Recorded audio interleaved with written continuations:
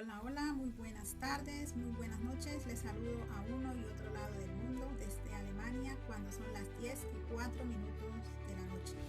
Y vamos a hablar acerca de la ley natural, ¿sí? Esta ley natural que la encontramos en la Biblia.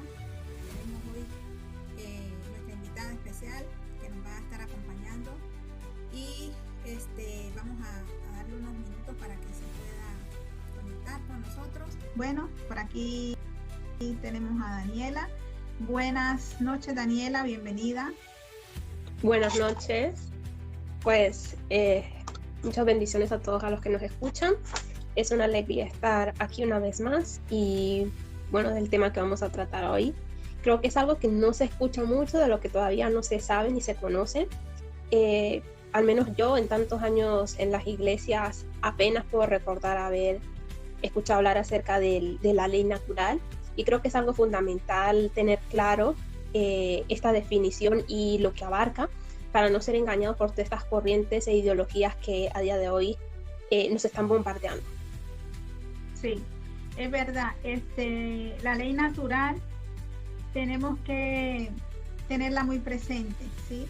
Porque esa ley natural es la que nos dice, como dice la Biblia, nos acusa o nos defiende. Esa ley natural la tenemos todos, ¿sí? Independientemente de si la persona es cristiana o no es cristiana, si la persona cree en Dios o no cree, porque conocemos a muchos ateos, personas que digamos, se autoperciben como ateos, como está, esa es la palabra de moda, ¿no? Autopercepción. ¿Cómo te autopercibes tú mismo? Entonces conocemos muchas personas entendidas, ¿sí? Personas que son muy filósofos, gente instruida, que lee mucho y que ellos se declaran ateos. Dicen, no, yo soy ateo, pero defiendo la vida, ¿sí? Entonces, allí, ¿qué puedes decir tú cuando ves a gente que dice creer en Dios, gente que dice que es cristiana, pero defiende las leyes como la del aborto, la del matrimonio homosexual, las leyes de la, ¿cómo se llama?, la eutanasia y cuantas otras cosas se les ha ocurrido sacar en este tiempo? Entonces, algo que veíamos en el programa anterior era acerca de las señales, ¿sí? Las señales antes del arrebatamiento de la iglesia, ¿sí? Hablamos del arrebatamiento y de la segunda venida del Señor, explicamos un poco de que son dos eventos diferentes, ¿sí? Y que la iglesia cristiana lamentablemente está dividida en cuanto a esa doctrina, y una parte de la iglesia cree que hay arrebatamiento, otra parte de la iglesia no cree que hay arrebatamiento, pues nosotros somos de los que creemos. Entonces, estuvimos hablando de las señales de todo lo que está pasando en el mundo y seguimos viendo señales cumplirse. Esta semana hemos visto cómo ese huracán Ida en Estados Unidos de América ha hecho estragos, ¿sí? En la parte de, creo que es Luisiana, que se llama, en el sector de Luisiana, Daniela. ¿Sí? Uh-huh. Sí, entonces ha hecho estragos. Y dice muchas personas que son socorristas, rescatistas, de estos que ayudan a las personas en esas condiciones, que nunca habían visto algo como esto, nunca habían visto algo parecido, que la devastación que ha sufrido esa zona a raíz de este huracán, aunque ese huracán no llegó a tocar tierra como huracán, simplemente como una tormenta tropical, y ha hecho estragos. Imagínese usted lo que podría haber ocasionado este huracán si toca tierra como un huracán que era, ¿sí? Fue reduciendo la potencia y cuando tocó tierra, gracias a Dios, ya era una tormenta tropical. Entonces, estamos viendo cómo las señales se están cumpliendo delante de nuestros ojos, ¿sí? Cada día y cada día irán en aumento.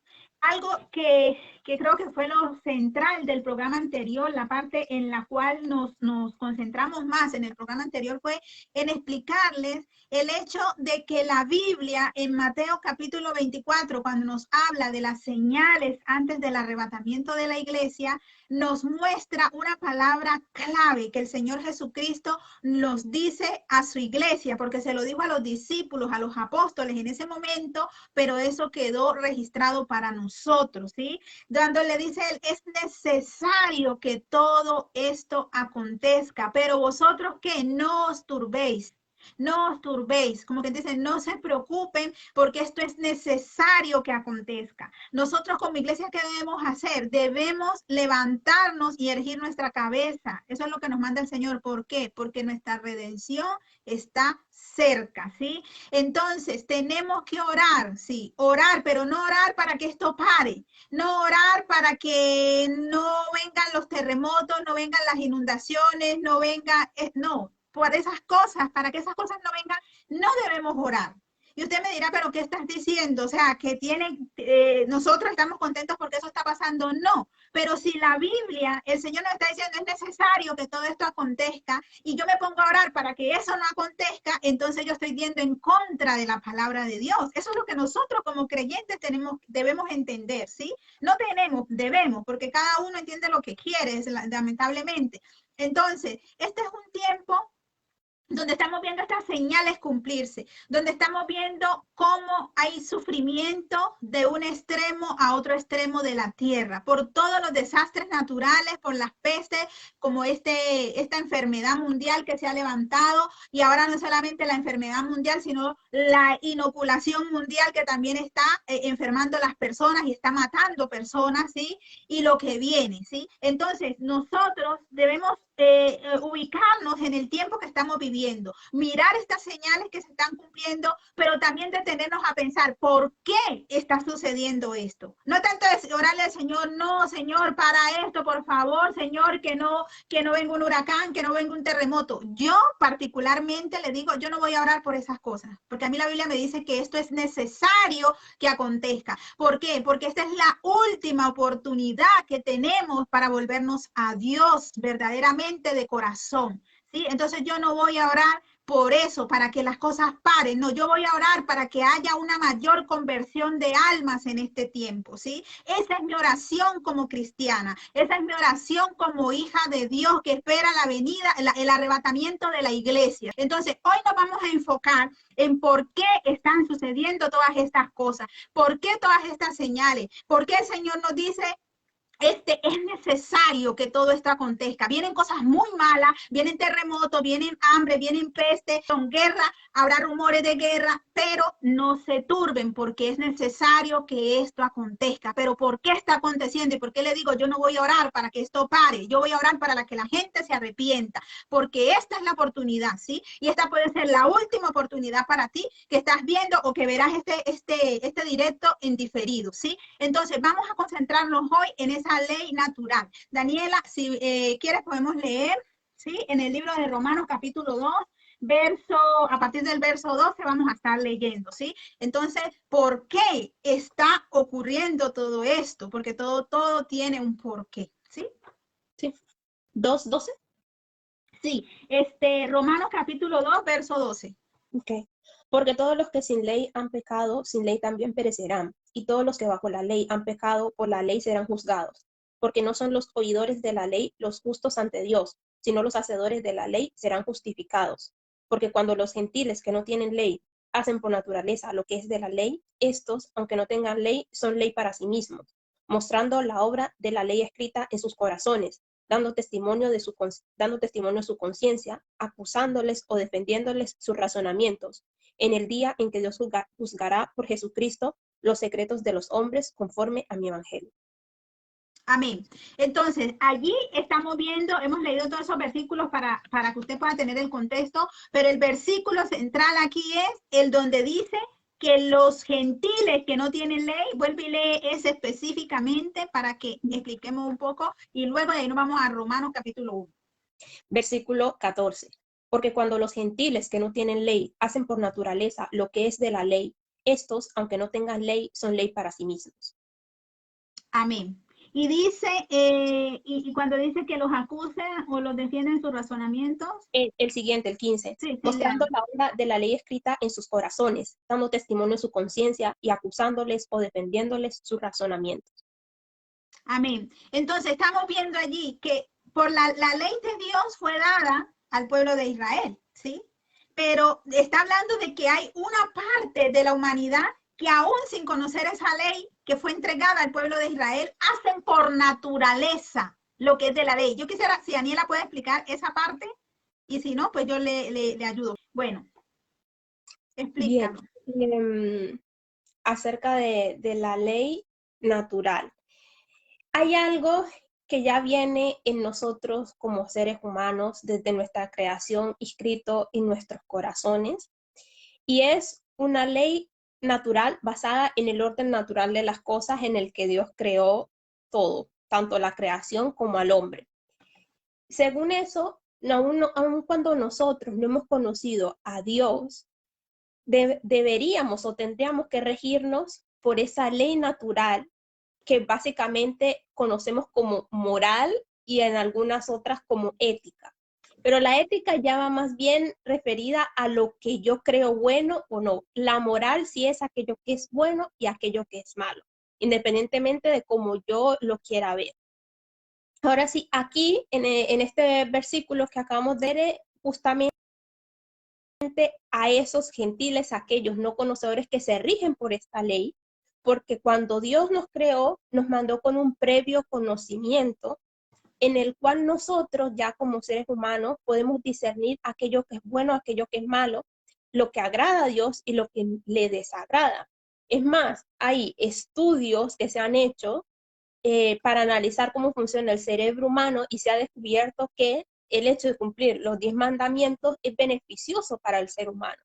O sea, son cosas que con el tiempo la ciencia y la tecnología simplemente ha confirmado que aquellos mandamientos, aquellos estatutos que Dios dejó escritos en la Biblia para el hombre, son simplemente para su bienestar. Conocemos también mucha gente que sin haber quizás oído de Dios jamás se rigen por esto. ¿Por qué? Porque la voz de Dios, ante todo, fue puesta en cada uno de los seres humanos, en lo que conocemos como conciencia.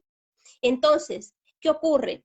Todos tenemos una conciencia que nos dice, si tú matas a alguien, estás errando, tú estás haciendo mal. ¿Por qué? Porque eso no es normal que tú tengas deseo de asesinar a otro ser humano. Si vemos cuando Jesús dijo, la ley se resume en 2 mandamientos: amarás al Señor tu Dios con todo tu corazón, con toda tu fuerza, y después a tu prójimo como a ti mismo.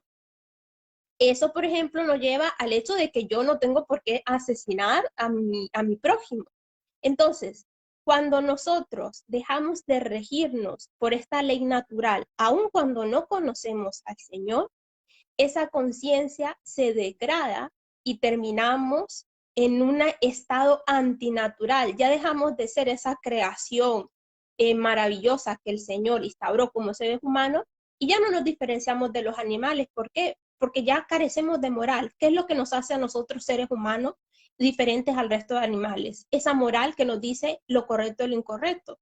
Para un animal, atacar a un ser humano o a otro animal no está bien ni está mal. ¿Por qué? Porque ellos se guían por sus instintos. Con nosotros no pasa lo mismo. Lo que ocurre es que vivimos ahora en un mundo en el que nos dice nada es bueno y nada es malo.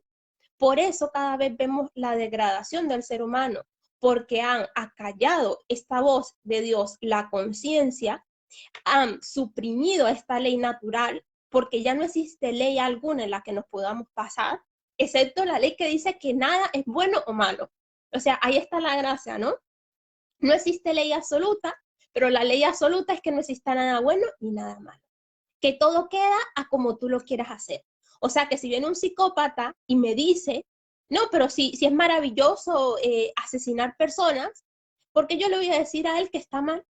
Si ahora lo que nos dicen es que todo queda a mi elección.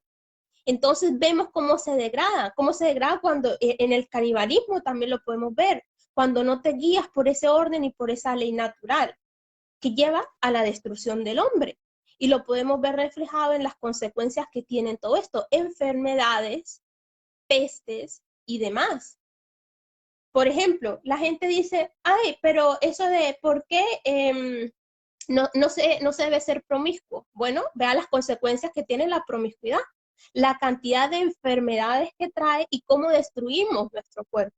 Lo que ocurre es que el ser humano no se ha dado cuenta de que todas esas leyes escritas en la Biblia las dejó Dios para nuestro propio cuidado.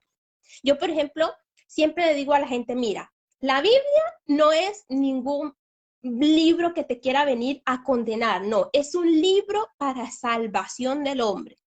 ¿Por qué?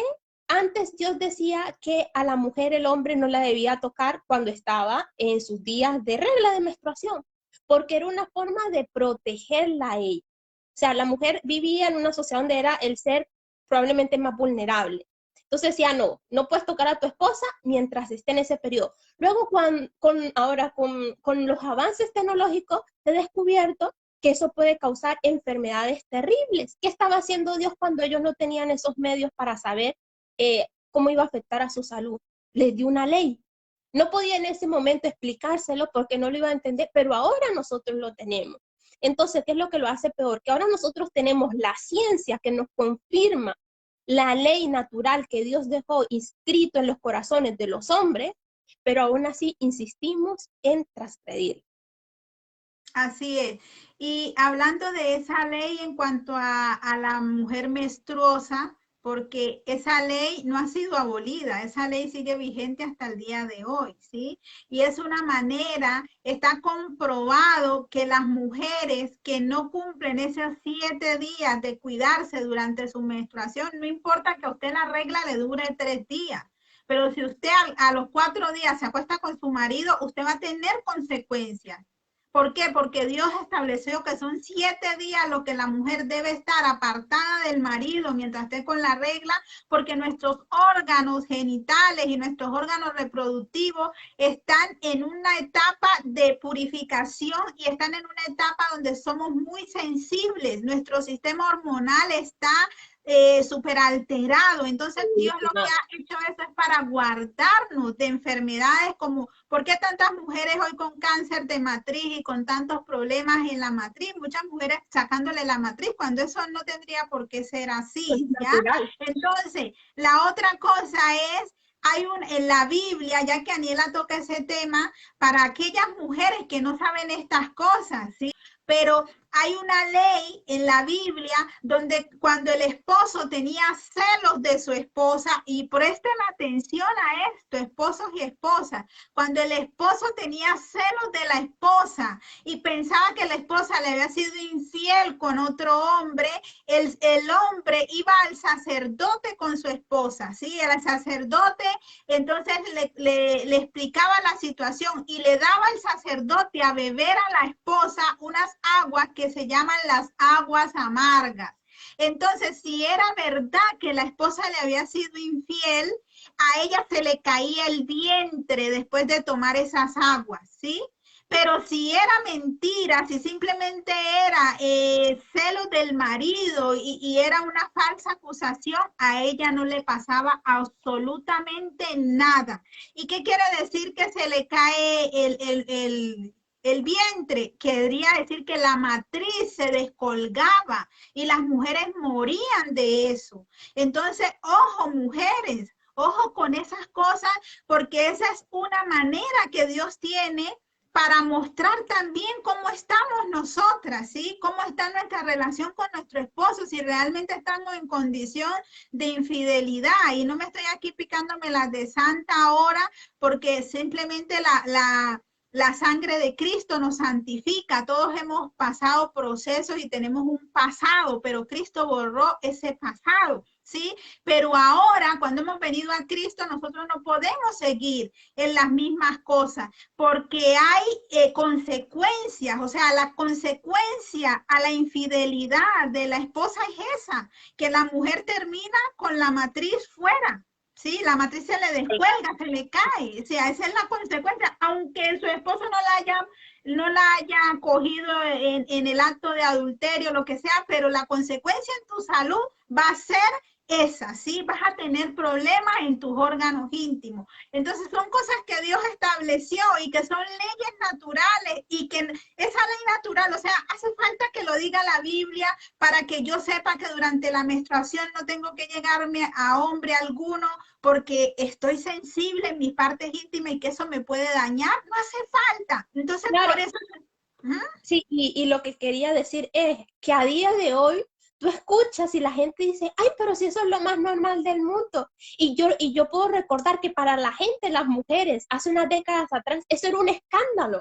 O sea, el hecho de que su marido le planteara algo como eso era que le estaba humillando. Es más, los hombres buscaban prostitutas o a otras mujeres porque jamás se les ocurría sugerirles eso a su esposa, porque la estaban degradando a una mujer de la calle. Ahora cualquiera te viene y te dice, ¿qué te dice el mundo? Ay, pero si eso es lo más normal, es como la masturbación. O sea, yo necesito saber que la Biblia me ponga, no te masturbarás, para yo saber que eso es algo malo, porque me dicen, no, eso es saludable. O sea, cuando sabes que estás transgrediendo las leyes del Señor. Entonces son todas esas pequeñas cosas que están yendo en el mundo secular en el que vivimos, transgreden la ley de Dios, y quizás en la Biblia no lo tenemos explícito diciendo, no lo harás, pero tenemos esta ley natural que nos dice, no está bien hacerlo. Exacto. Entonces no hay excusa. Porque es que a la mayoría de las mujeres les duele cuando están con la regla. Esos días la mujer está delicada, ¿sí? ¿Y cómo vas a tener deseo de estar con un hombre? Sí, va a dañar tus órganos íntimos, va a dañar tu sistema reproductor, eso. Entonces después no te lamentes, no te quejes cuando pierdas la matriz, cuando tengas problemas terribles de infecciones y tantas cosas, ¿sí? Porque todo eso está en la Biblia, pero ¿habría falta que estuviera en la Biblia para saber qué es malo? No, porque nuestro mismo cuerpo como mujeres nos dice, hola, me siento fatal, me siento mal cuando estoy con la regla. Aunque no te duela, pero tu cuerpo está diferente, porque es un tiempo para purificarse, ¿sí? Para purificarse de la sangre de cada mes, y eso tiene que pasar sus días que son prudentes para que la mujer pueda volver a estar en condiciones de tener relaciones sexuales. Y si nos ponemos a tocar punto por punto todas las leyes de higiene que Dios le dio a los israelitas, cuando salieron de Egipto, y todo lo que les enseñó, hoy no acabamos. Mire, nos faltarían años para explicar cada punto y cada detalle. Lo de la mujer menstruosa es que es más, dice, no descubrirás la fuente de tu sangre, y dice que cuando una mujer se acostaba con el marido o con el que fuera estando menstruosa, la tenían que sacar del campamento, o sea, los dos eran echados. ¿Por qué? Porque habían descubierto la fuente de su sangre, que es la fuente de la vida. O sea, yo ya he hablado de este tema, busquen en mi Facebook, yo he hablado de este tema de la fuente de la sangre, que es la fuente de la vida, y tiene otras connotaciones, ¿sí? Pero para no salirnos del tema, y como el tiempo se va tan rápido, vamos a dejar esta parte hasta allí.